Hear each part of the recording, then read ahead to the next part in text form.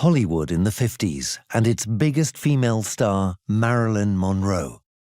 The death of the diva on the night of August 5, 1962, shook people worldwide. The acclaimed German actress Florence Kazumba takes on the case. She was the female icon of the 20th century, and her death a topic of contention for decades. Was it suicide? An overdose of sleeping pills is the official explanation for her death. But many people have doubts and suspect foul play. Decades have passed since then, but the case has never been resolved. Marilyn Monroe is what dreams are made of. Her sex appeal is undeniable. Her meteoric rise embodies the promise of the successful American way of life. John F. Kennedy has an affair with her, as does his brother, Robert Kennedy. However, the president's infidelity has to be kept from the public. Even the FBI is involved. Secret Service Chief J. Edgar Hoover places Monroe under surveillance. It's 1962. The Cold War is driving world politics. The Russians provoke the Americans. Nikita Khrushchev wants to station missiles just outside the gates to America. Kennedy has to react. The world holds its breath. The Second World War is still fresh in everybody's minds. On the night of August the 5th, 1962, the Brentwood, Los Angeles police receive an emergency call. The 36-year-old Marilyn Monroe was found unconscious by her housekeeper. Around 4:30 a.m., the police arrive. Marilyn Monroe is dead, apparently from an overdose of sleeping pills. But an investigation is now going on, and no final conclusion has been reached. Miss Monroe has suffered from psychiatric disturbance for a long time. She had often expressed wishes to give up, to withdraw, and even to die. On the basis of all the information obtained, it is our opinion that the case is a probable suicide. Probable suicide. This presumed cause of death is agreed upon in a remarkably short time, although an autopsy of the body has yet to be completed. Probable suicide is written here on the death certificate. Wenn man sich nicht sicher ist, But if it's not certain, wouldn't the correct cause of the death be undetermined? also unbestimmt? This is a conceivable possibility.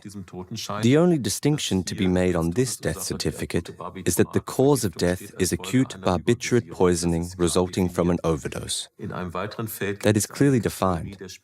In another field, the coroner can make specifications such as accident, suicide, or homicide. Now it is not the task of the forensic medicine alone to handle this. One needs to take a closer look at how and where the person lived.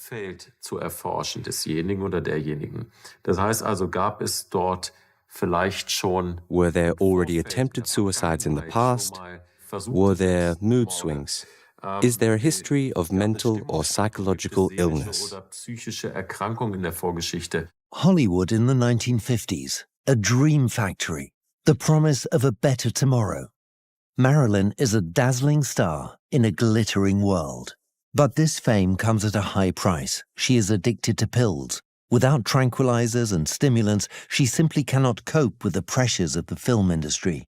She suffers from depression, has suicidal thoughts, sometimes overdoses on her sleeping pills. Did she also take too many pills on the night of August the 5th, 1962? Did she really want to end her life? Now, if you imagine putting an active ingredient, a drug, into your body, this is something you can do yourself in the sense of a suicide, an overdose. Or it can have been administered by a third party in the sense of a homicide. But it can also happen accidentally by perhaps an undetected overdose. The man-eating blonde who wins everybody's heart. This is the role the powerful studio bosses have selected just for Marilyn. This weighs her down. Additionally, she went through 3 unhappy marriages and several abortions, and her desire to have children was left unfulfilled. Are these reasons to commit suicide? On the day of her death, several members of her immediate family are seen at the diva's home. Eunice Murray, the housekeeper, will contradict herself in her witness statements. Around midnight, she claims to have found Marilyn. Monroe's press advisor, Pat Newcomb, is seen around noon. There is said to have been an argument. The actor and brother-in-law of JFK, Peter Lawford, is also said to have been there. Then there's Marilyn's psychiatrist, Dr. Ralph Greenson, who sees this patient in the afternoon. And JFK's brother Robert, the United States Attorney General, is seen twice at the scene by neighbors. In the University Library of Los Angeles, a box is stored, locked away in a special cabinet, box number 39. It could shed light on the investigation and provide clues as to how Marilyn really died. She was and is a Hollywood icon. Marilyn's beauty and sex appeal inspires our pop culture to this very day. But who was the woman behind the icon? She was born into the Dream Factory as Norma Jean Baker. Her mother, Gladys, is an assistant editor at one of the big studios. And she is mentally ill.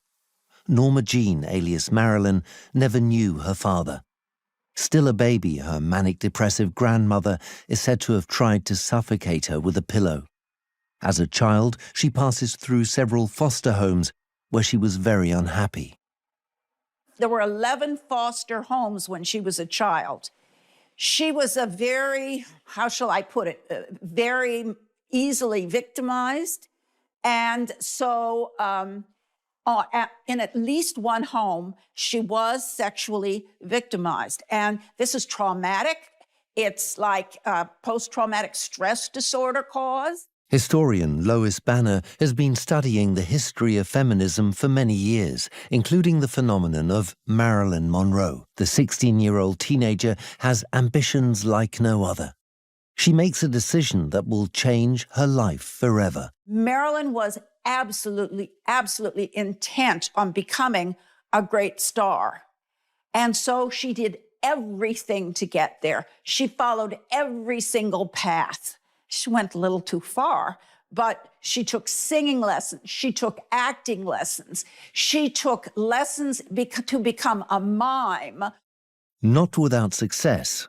A scout discovers the pretty young woman on the street.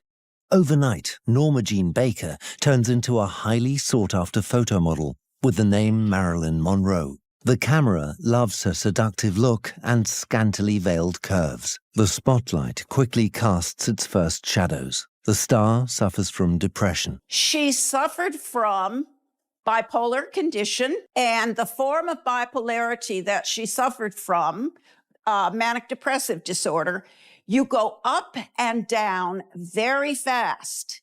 And when you go down, you can go into suicidal thoughts very fast. So you can be really at the top of your achievement, which Marilyn was, and she could have gone way down.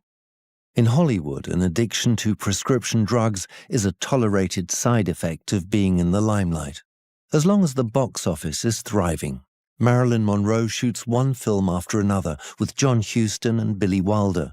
Hollywood's A-list flocks to her. She wants to be desired and plays with her sexuality. There were 100 male photographers there, and every time the wind blew up her dress, you could see her sexuality, and they roared every time. Then, of course, what happened was Joe DiMaggio came and saw, and he said, "I'm being cuckolded by 100 men." He got furious. He went back to the hotel room, or she went back to the hotel room, and he beat her up. That's why she divorced him. He was a very violent man. More and more, Marilyn resorts to sedatives. The studio bosses are annoyed. The diva is unreliable, regularly arrives late to the set. She needs medical help. After a successful visit to rehab, she confidently takes control of her life and divorces her second husband, Joe DiMaggio. Clean and free, she starts afresh with a new husband, Arthur Miller, and another breakup. However, she shares her plans about her career with her friend Robert Slatzer shortly before her death. I thought it was very strange that she would commit suicide after talking with her on that Friday night before she was found dead, because she had told me the different things that she had planned in her life for the next week, if not a few things the next month. Becky Altringer has been a private investigator in California and New Mexico for 25 years. Marilyn Monroe has been her case for a long time. Probable suicide on the death certificate This just doesn't sit right with her, given the lack of clarity regarding the facts. Altringer is convinced that the Hollywood icon was murdered. On the internet, she collects signatures for her mission. She wants the entry on the death certificate to be corrected. I want to get Marilyn Monroe's death certificate changed from probable, it actually just says probable suicide, to homicide. Whether I can do that, I don't know, but I'm never going to give up. As long as I'm alive, I'm going to keep pushing, because I think she was murdered. I don't think Marilyn Monroe committed suicide. Overdose is the current diagnosis. This, of course, is likely for someone with a previous history of suicide attempts involving prescription drugs. But many have their doubts. There was, after all, a police investigation, and indeed, cases in which no natural death is certified are always dealt with by the police in the form of a death investigation, regardless of whether celebrities are involved or not. How were the facts of the case assessed and evaluated by the local police? When the police officers arrive at Marilyn Monroe's house at 4:30 a.m., everything points to a burglary. The window in the bedroom is smashed. The body is lying face down, naked. At the same time, everything seems strangely orchestrated. Marilyn was stretched out, face down, in a soldier's position, catty-corner of the bed. Obviously, she'd been placed in that position. And I was shown the nightstand by her table, by her bed, and it was about 8 or 10 empty bottles that had contained medicine, all barbiturates. Dr. Greenson said she must have swallowed them all. I looked in the bathroom for a half-empty glass or a glass that had been used. There was none. I asked for, had anybody seen a document, any written statements? And no one had seen any written statements. There was no suicide note. And the only thing we had there at that time was some empty bottles. The official diagnosis is death from an overdose. That seems probable for someone who has attempted suicide several times before. But still, there are many questions. Strangely, no glass of water for taking the pills could be found, and a suicide note, which often accompanies a suicide, is also missing. This is how she is said to have died. On her bed, lying naked on her stomach, still holding the receiver in her right hand. Whom did she call, and why? Did she want help? You can see the empty medicine bottles here on the bedside table. This seems unusual in that, according to the autopsy report, there were no pill remnants or residue from them in her stomach. Another particular detail is that she was not wearing a bra, although she presumably always went to bed with it on. These things should have been investigated. One of the key witnesses is the housekeeper, Eunice Murray. She called the police and an ambulance. What did she notice? Becky Altringer finds Murray's behavior suspicious. Eunice says that she saw Marilyn Monroe's light on at 3 o'clock in the morning. You know, my thought is, so what? She's an adult. She has her lights on, then she's obviously doing something. But she says she worried, couldn't open the door. So she calls Greenson and, law firm supposedly, and all these people show up. And then before the police ever showed up, Eunice washed all the sheets, put them back. Did she remove evidence? It's said that Marilyn Monroe never locked her bedroom door. Whether or not there were keys to the door is unclear. The scene of death looks like a burglary took place. Laundry being done at 4:30 in the morning. None of this adds up. It certainly raises questions. The housekeeper, Eunice Murray, changes her statement several times. She tells the first police officer on the scene that she discovered Marilyn at midnight. Later, she corrects her statement in the police report to 3:30 a.m. In an interview, she states 2 o'clock, only to correct herself again in 1972, saying it was midnight. Our sense of time is not as reliable at night as it is during the day, but these differences are remarkable. And the smashed-in patio door? Here, Murray's story is also inconsistent. 20 years later, she states in 2 interviews, contrary to her first statement, that the door to Marilyn's bedroom was not locked. And Dr. Greenson, whom Murray had called, claims that he had to break the window to get into the bedroom. 2 very contradictory statements. I have the impression that the police are not really trying to get to the bottom of the inconsistencies. The policeman initially investigating the case is replaced by his boss. His suspicion that something was amiss is dropped. Isn't it notably strange that the theory of the officer who was first at the scene of the crime is simply disregarded? That is odd. Normally, the lead investigator depends on the preliminary work of the first officers at the scene. Based on this, his work continues. He investigates further. A new investigator should scrutinize very carefully, particularly in a case where experienced colleagues have the impression that something at the crime scene has been changed or that evidence has been concealed. Jack Clemens is ignored. On the night of the crime, his superior, Marvin Ironen, takes over the investigation. Clemens is removed. Ironen never spoke publicly about the case. Years later, he is promoted to Chief of Police of Beverly Hills and later to Head of Security for the 1984 Olympic Games in Los Angeles. The inconsistencies don't just end with the contradictory witness statements. John Miner is the investigating prosecutor. He is also present during the autopsy. Later, he gave an interview on the Marilyn case in which he struck a different tone than the one in the official report. With that massive amount of intake, there would have been undissolved capsules. She would have died before all of those capsules had been absorbed. So the notion of oral intake of the barbiturate simply does not scientifically stand up.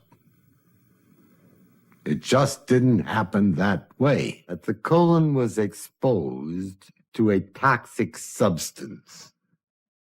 Now, an enema laden with barbiturate constitutes a toxic solution. Suicide by enema. We know how suppositories work. They dissolve. The substance adheres to the rectal wall from the inside, and then the active ingredient is absorbed. It would look like this. You take this enema syringe, dissolve the pills in it, and then administer the liquid into the rectum. The liquid, and therefore the medication, would then be absorbed by the intestinal mucosa. Does that happen often? A suicide by enema is a very rare event. The autopsy report indicated there was a purple discoloration on the intestinal tissue. What does that mean? Well, that can have many causes. First of all, I would think it might even be some kind of putrefaction. It might be a hemorrhage of the tissue. In order to determine this, a follow-up examination is needed, like as a microscopic examination of the tissue. Even the autopsy isn't conducted according to protocol. That is a part of an autopsy, is doing the microscopic slides for diagnostic purposes and evaluation. And why wasn't that done in this case? I don't know. Would you have wished it to be done? Yes, indeed. And Noguchi wished it to be done? Yes. And it would have been normally routine to have made that kind of examination? That's true. What happened to the medical photographs that were taken? I have no idea. But they seem not to exist anymore. That appears to be true. Important medical questions have not been clarified. Listen to what Prosecutor Miner says about the autopsy. All of those tissues that Dr. Noguchi carefully preserved and put into jars, except for the liver and the blood, were thrown away or disappeared. Miner seems completely clueless. What do you think?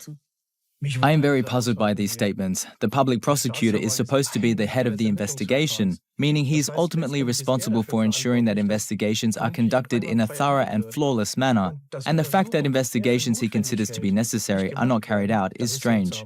Yes, and the missing photographs of the investigation. This investigation clearly failed in many ways. All steps have to be neatly documented, and any evidence must always be fully traceable. We call this the chain of custody.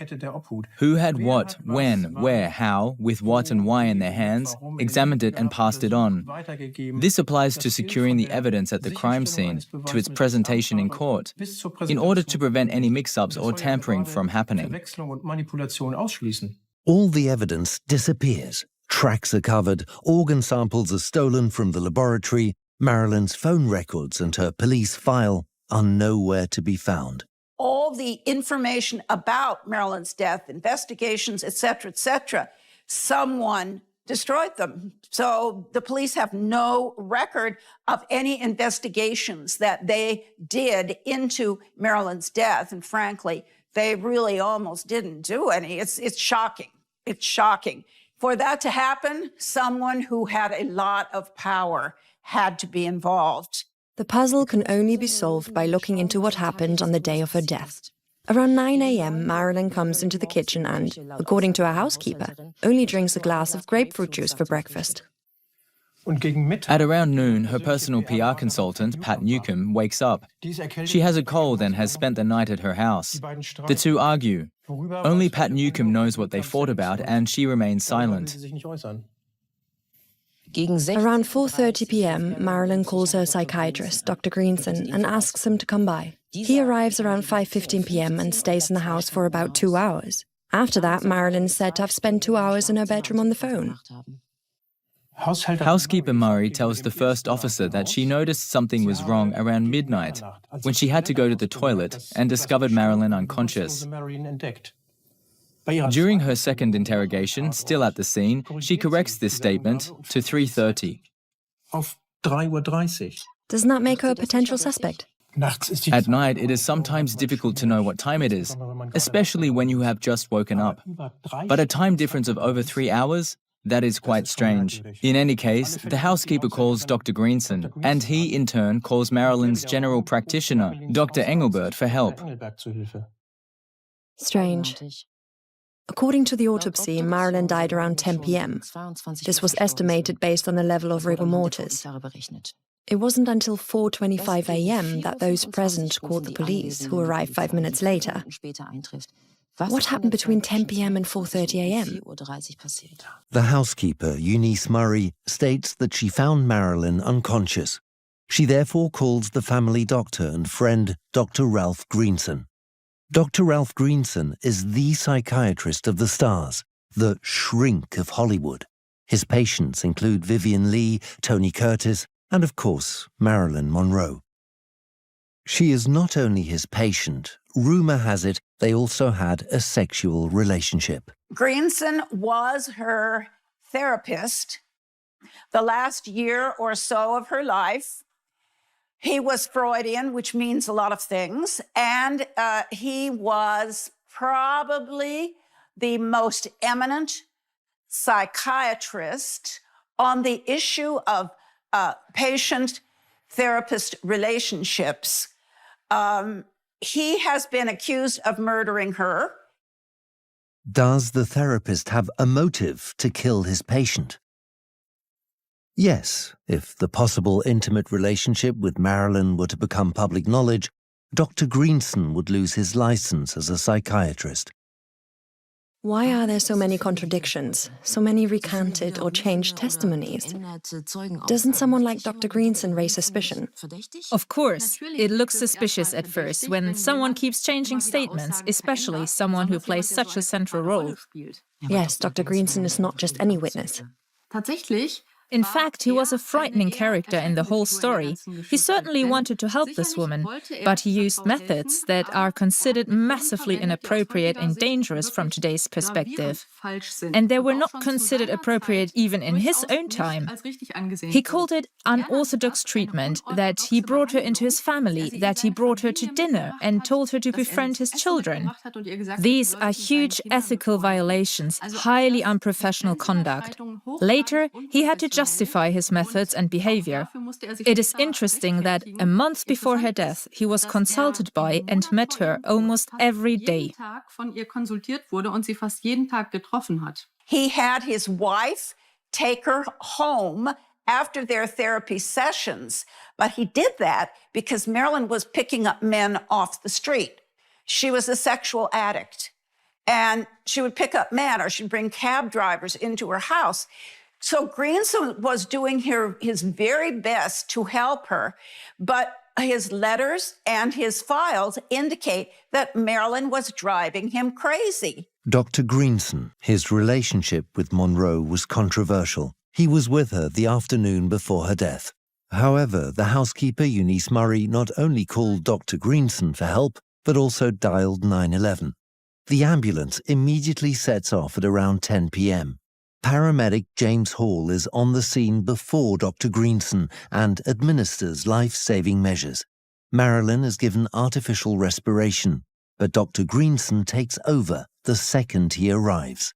He took a pharmaceutical bottle out of his doctor's bag that's the kind with a little rubber stopper on the top, and filled the syringe from that. He said, we have to inject this and stuck the needle into her chest. Although he did it wrong, it was at an angle, and the needle stopped. Instead of backing it out and starting over, he just leaned on it, and it went snap, and it broke her rib. And he just shoved it right into her heart. And then the doctor put the stethoscope on her chest and said, you can leave. I'm going to pronounce her dead. And I was sick. I mean, we had her saved. James Hall's testimony is called into question, not taken seriously. He agrees to take a lie detector test several times and passes. Nevertheless, the investigating committee does not believe him. The suspicions against Greenson hinge on the testimony of the paramedic. According to the polygraph, he is telling the truth. Do we have to believe him? The device is actually called a polygraph, which means multi-channel recorder. It records changes in certain bodily reactions, such as pulse, blood pressure, skin conductance, and respiration. How conclusive are these tests? From a modern scientific point of view, this is a very questionable device. After all, stress reactions are not a clear sign of lying. For example, someone who has very little fear of being caught because they are very sure of themselves can lie in a totally relaxed way. Or someone who is suspected of having killed someone and is innocent could be very intimidated and be deathly afraid of going to prison innocently. Hence, they could show major stress when asked, "Are you the perpetrator?" because they are afraid of being wrongfully convicted. And there are many other sources of error associated with this device, so it is not scientifically tenable. What is left now in terms of evidence pointing to a murder? Does Box 39 hold any secrets? Dr. Greenson's medical files on Marilyn are stored in it. He gave strict instructions as to when it may be opened. Why? UCLA is one of the most renowned universities in the world and is located in the Westwood district of Los Angeles. Various secret files are stored in the library. There are several boxes located here that belong to Dr. Ralph Greenson. And there is a box 39 that is not allowed to be seen. It's sealed until 2039, and I want to get it unsealed. I think the box is important because it says Marilyn Monroe death right on it.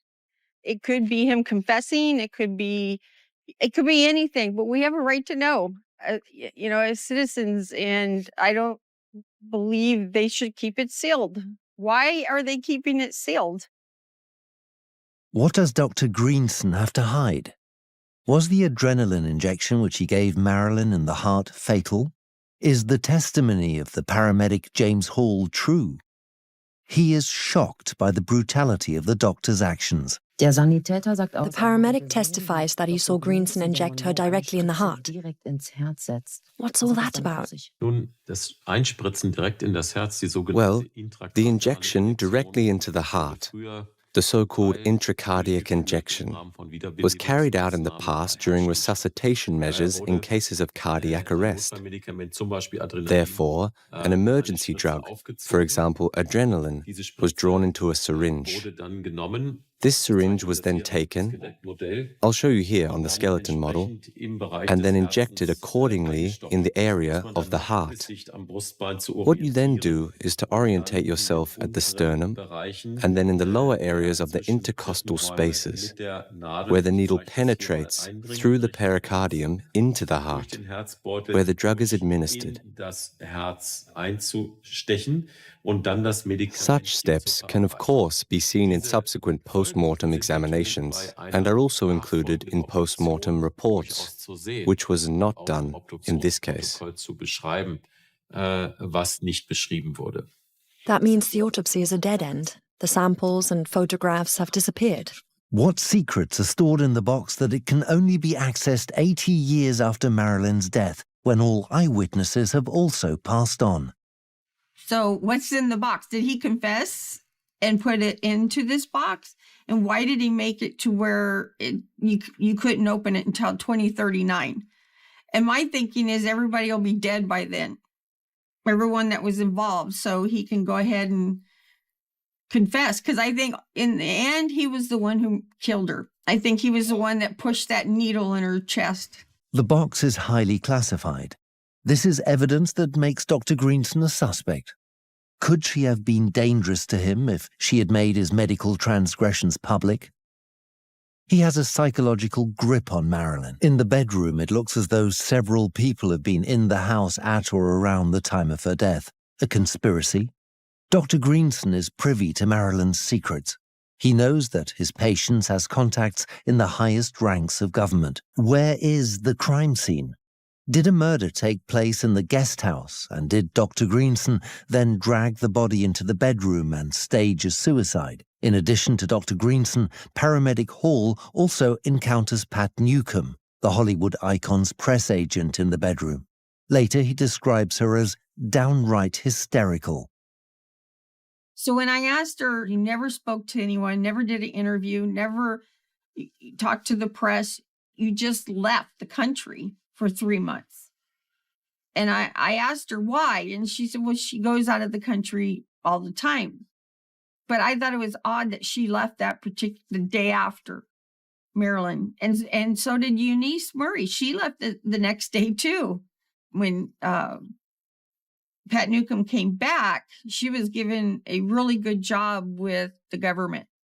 The statements around the Times that night are becoming more and more implausible. Apparently, Pat Newcomb never revealed what she really knew about that night. It looks that way now. Our most important finding from the coroner's report is that Marilyn must have died around 10 p.m., give or take an hour. And by 11 p.m., Pat Newcomb's boss knew she was dead. That's information he could have only gotten from inside the house. One important piece of the puzzle is still missing. Monroe had an infamous affair. Santa Monica Beach, where the diva often goes. It's where she secretly meets with the President of the United States, John F. Kennedy, and later with his brother Robert, who at the time was Attorney General. As far as I know, Marilyn Monroe loved the beach. The house of her actor colleague and Kennedy's brother-in-law, Peter Lawford, is right on the beach, the ideal lover's nest. It was Peter Lawford's house, which the Kennedys visited a lot. I just think about Marilyn have sex with some of the people that were here. I know, yes, I would say that's what this house represents to me.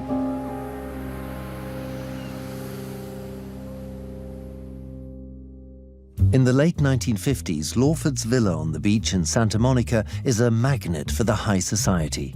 World War II is a thing of the past. It's party time again.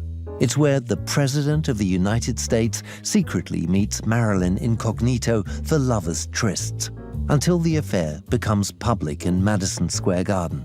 Sewn into a seductive dress of satin and diamonds, the mistress breathily sings a birthday serenade to her lover, the young, charismatic head of state of the USA, leaving no doubts about their intimate relationship. Happy birthday to you. Happy birthday to you. Happy birthday, Mr. President. Happy birthday to you.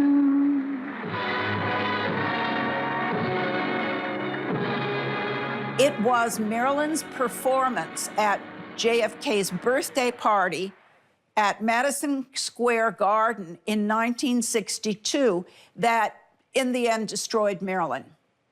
Because she sang Happy Birthday to the President.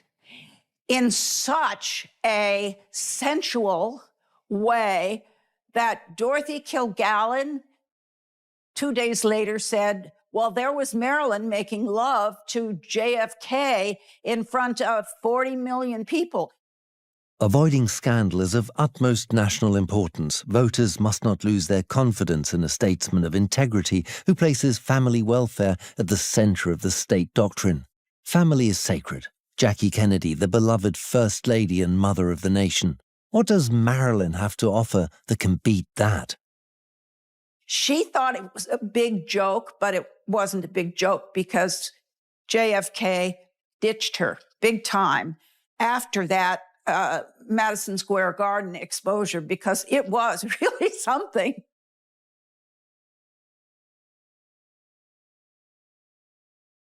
Marilyn got involved with the most powerful family in the country and is now becoming a disruptive factor. Reason enough for the Kennedys to kill her? That is one possible reason, but it's also tricky for the Kennedys because Marilyn Monroe is not just any mistress. She's world famous, beloved, and if anything were to come out, the Kennedys would be finished. Marilyn has become a ticking time bomb. Her appearance draws the attention of John F. Kennedy's political opponents to the immoral affair. The FBI bugs the love nest of the president and his mistress. Kennedy's digressions could fuel impeachment proceedings. J. Edgar Hoover eavesdrops on their pillow talk. The footsteps left the living, which I assume was the living room, and went into the bedroom where there was another transmitter which picked up all the activity in the bedroom, which was cuddly talk and taking off her clothes and the sex act in the bed. You can hear the springs squeaking and so on and so forth. National security in the hands of a pill-addicted sex symbol who is having an affair with a married president of the United States of America? The FBI and its big boss, J. Edgar Hoover, have a field day with the love escapades of the Kennedy brothers, whom he hates. At last, he has leverage. Hoover wants a clear path for the Republicans. He wants to remove the Democrat John F. Kennedy from office. The CIA and the Mafia are also interested in the Kennedy brothers' love affairs. They hire Fred Otash, a private detective, to bug Marilyn's house. In 1986, I got a call from Fred. He said, "Can you come down to the desert?" So I went down. He was staying at a friend's house down in Palm Springs. And after dinner, we had some drinks. He said, "Come in to dinner. I want you to see. You got time?" I said, "Yeah, all night." He said, "Well, that's what it's going to take." And for 11 hours, I listened to reel tapes of Marilyn Monroe. According to his own statement, which however is not corroborated by the tapes that have since disappeared, Raymond Straight claims to have gleaned juicy details from Marilyn and JFK's pillow talk. She was having an affair with John F. Kennedy first. Then she started calling the White House, so he sent Bobby to tell her to stop. Well, she ended up with him. And Bobby Kennedy was actually the one that she loved more than anyone. The two see each other regularly and have sex. Allegedly, he had even promised her that he would divorce his wife. Marilyn is in seventh heaven. The lovers also meet on the day of her death. On the tapes, I heard Robert Kennedy, the first time he came to Marilyn's house was early in the afternoon. And they was very amiable visit. They were having a good time drinking, and I think they were doing a little bit of smooching that sounded like smooches, but, you know, sounds can be deceiving. Marilyn records all the details of her nights with the president and his brother in her red diary. For Becky Altringer, this diary is an explosive document. Where is it? Also tucked away in box 39? The red diary is like the big, mysterious question everybody has, because every time she was with JFK or Bobby, she wrote everything they discussed, including the Bay of Pigs. With her intimate knowledge, Marilyn Monroe has power over the most powerful men in the world, and at a time where revealing it could be very dangerous for them. Her friend Robert Slatzer claims to have even read the diary. She had entries in there regarding Bobby told me that he was going to have, Castro murdered. And the entries, most of them begin with Bobby told me. Communist Cuba is right on America's doorstep, and it has been dangerously highly armed by the Soviet Union. An invasion is planned with Cuban exiles who are to land in the Bay of Pigs and take over the island. The plans are kept top secret.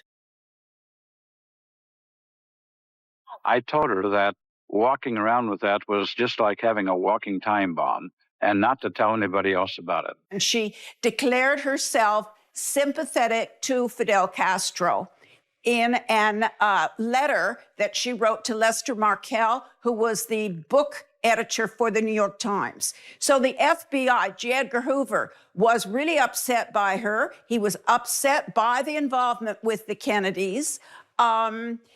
The Cuban Missile Crisis was coming soon, and she knew all about what the Kennedys were planning. The Cuban Missile Crisis comes to a head when American reconnaissance planes discover short and medium-range missiles on Russian freighters. They are to be stationed on Cuba. The US president won't tolerate this under any circumstances. It seems as if Kennedy is prepared to risk all-out nuclear war rather than back down. Does Marilyn know about any details that could threaten national security? When Bob wanted to end that relationship, that's when Marilyn started making threats.